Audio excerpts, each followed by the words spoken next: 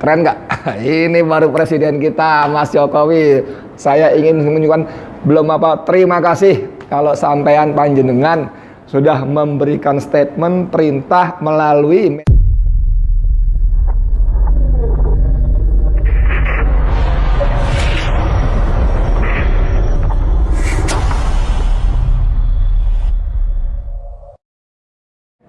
Bismillahirrahmanirrahim. Assalamualaikum warahmatullahi wabarakatuh. Saudara, dengan saya Edi Mulyadi.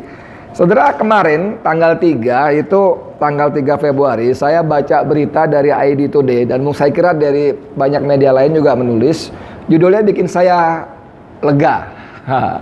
Alhamdulillah, gimana enggak?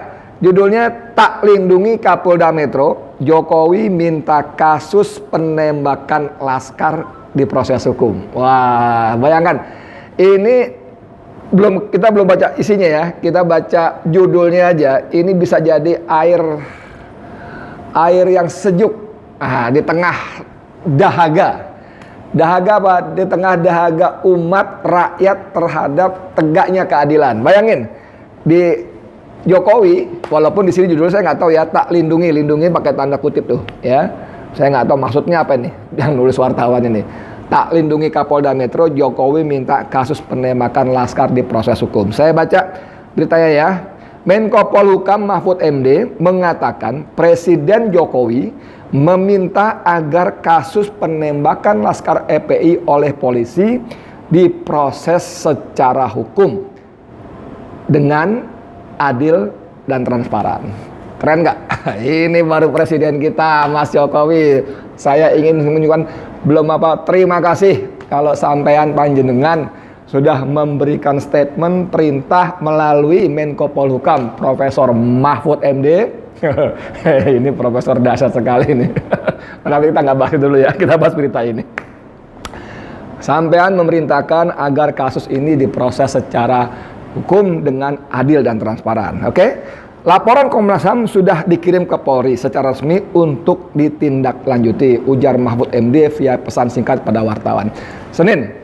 Saudara sekalian, ini betul-betul ada harapan di tengah kekecewaan publik yang sangat dalam terhadap satu, Komnas HAM, dua, tentu saja kepada Kepolisian Republik Indonesia, khususnya dalam hal ini pada Polda Metro Jaya.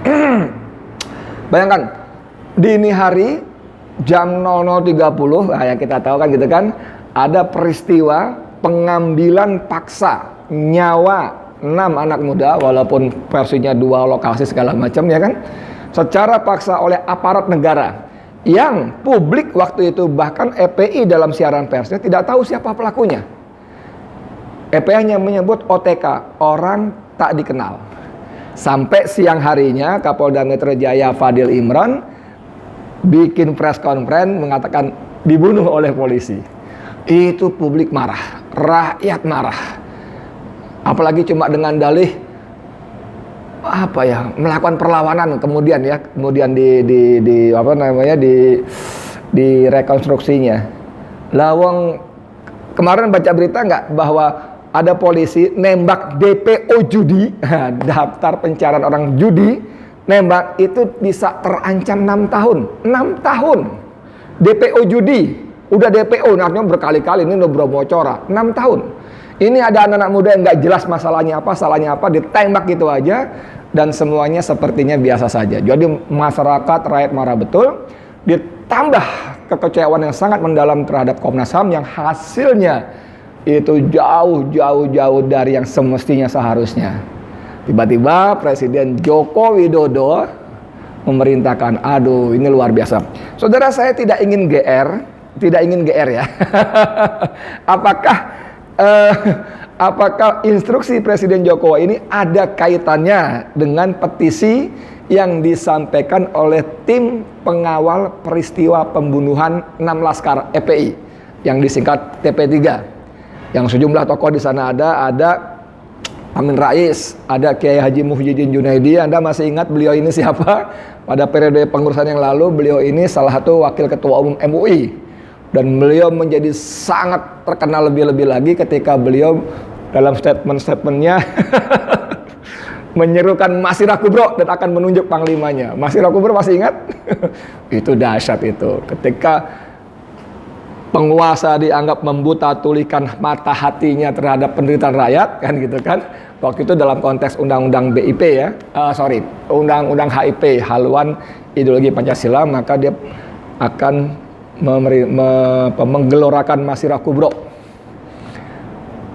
Bahasa sehari-hari kita people power. Haji Muhyiddin Junaidi. Jadi di TP3 ini ada orang sekelas Amin Rais, ada Kiai Haji Muhyiddin Junaidi. Nah, beliau itu dengan beberapa tokoh lain menjadi semacam pembina penasehatnya, dan di operasionalnya ada Dr.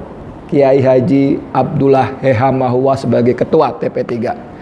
Lalu ada Dr. Marwan Batubara. Ini luar biasa kerja-kerjanya dalam mengorganize TP3, menginisiasi segala macam, dan sejumlah tokoh yang lainnya. Alhamdulillah saya salah satu termasuk di sana, nyelip nyelip aja. Nah, ini tadi saya ulangi, saya tidak bermaksud GR. Apakah instruksi Presiden Jokowi agar kasus pembunuhan 6 laskar ini diproses secara hukum, secara adil dan transparan terpengaruh? Bukan terpengaruh ya. Buah dari petisi yang disebut petisi rakyat untuk penuntasan peristiwa pembunuhan 6 laskar FPI oleh aparat negara. Ini dibacakan hari apa ya waktu itu ya?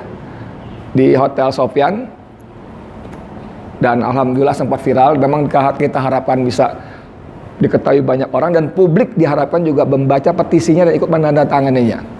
Dan hari itu juga dalam press conference-nya Amin Rais mengatakan bahwa dia ingin bertemu dengan Jokowi secara setara, equal, setara, ya kan, antar presiden dengan rakyatnya ketemu untuk bicara masalah ini.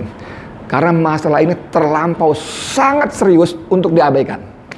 Kecuali Pak Amin bilang waktu itu, kecuali Jokowi menganggap ini main-main saja. Nah, kembali ke soal tadi, ada beberapa tuntutan yang dibacakan oleh Bang Marwan Batubara terkait ini ya. Sehubungan dengan terjadinya pelanggaran HAM berat oleh aparat negara, maka TP3 bersama segenap komponen bangsa di seluruh Indonesia yang peduli terhadap penegakan hukum dan keadilan serta pelaksanaan nilai-nilai Pancasila dan Undang-Undang Dasar 1945 dengan ini mengajukan tuntutan sebagai berikut. 1. Menuntut agar nama-nama para pelaku pembunuhan 6 anggota Laskar FPI yang dilaporkan Komnas HAM kepada Presiden segera diumumkan. Karena apa? Karena sebagian orang berpendapat aparat yang menembak anak-anak ini adalah pahlawan. Ingat nggak? Saya lupa waktu itu begitu ada pendapat semacam ini, siapa namanya waktu itu tokoh kita yang bilang kalau ini pahlawan umumkan dong. Kasih dong medali dong, naikin pangkatnya dong biar rakyat tahu dan ikut berterima kasih. Ini top, keren banget. Jadi beberapa tuntutan seperti itu. Mendesak nomor 3 misalnya, nomor 2, menuntut Presiden Republik Indonesia sebagai kepala pemerintahan untuk ikut bertanggung jawab atas tindakan sewenang-wenang aparat negara dalam peristiwa pembunuhan tersebut. Tuntutan-tuntutan seperti ini sungguh-sungguh saya nggak tahu apakah menginspirasi Presiden Jokowi. Mudah-mudahan ya. Apalagi ingat nggak waktu saya bikin wawancara dengan ketua TP3 Dr. Abdullah Heha Mahua. Itu kan beberapa hari lalu.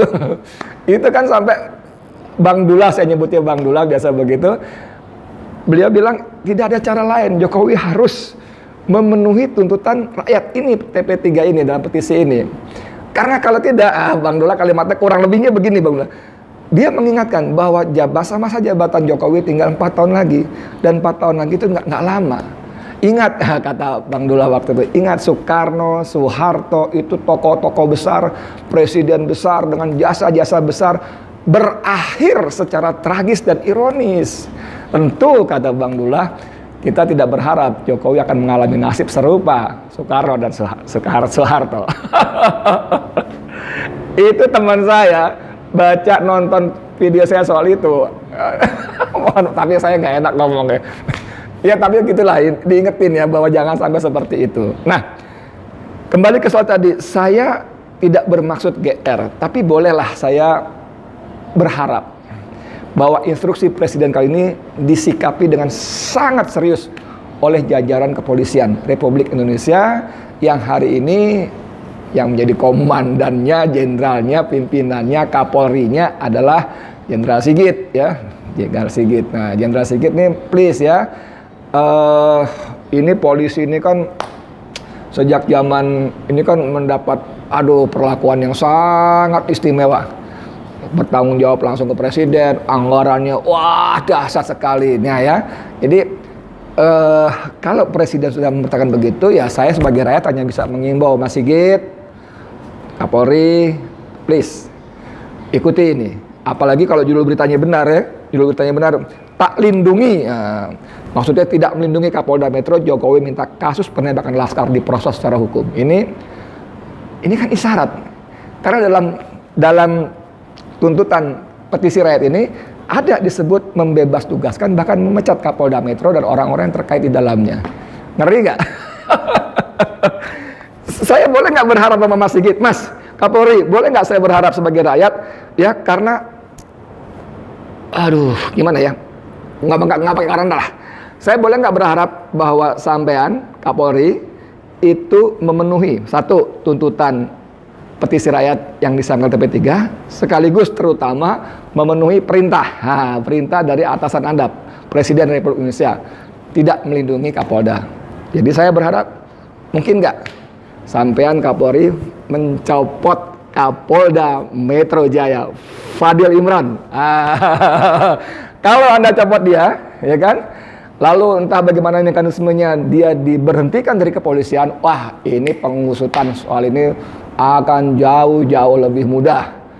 Kalau dia masih jadi Kapolda, kebayang nggak gimana caranya penyidik memeriksa Kapolda? Gimana caranya? Itu absurd banget dan hampir-hampir mustahil. Jadi setelah kembali ke soal tadi, walaupun belum ada hasilnya, tapi saya menangkap ada niat baik dari Presiden Joko Widodo untuk penuntasan kasus pembunuhan 6 laskar FPI oleh aparat negara ini. Ya, kita tunggu, rakyat Indonesia semua menunggu apakah Kapolri Jenderal Sigit akan memenuhi perintah atasannya atau ya perintah lah, pelaksanaan lain lagi soalnya. Oke, dari saya sekian, Edi Mulyadi untuk FNN. Terima kasih. Assalamualaikum warahmatullahi wabarakatuh.